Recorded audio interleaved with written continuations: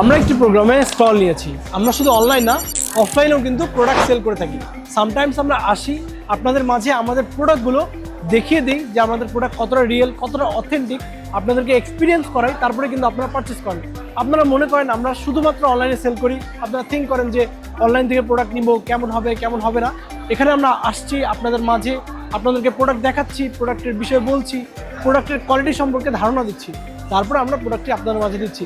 তাই আমাদেরকে নিয়ে ভয়ে থাকবেন না, প্রোডাক্টটি পারচেস করবেন, দেখবেন, বুঝবেন প্রোডাক্টটি কেমন, দেন অর্ডার করবেন। এখন কিন্তু উইন্টার সিজন, সবার মাথায় কিন্তু খুশকি এবং ধুলাবালির একটা প্রবলেম থেকে থাকে।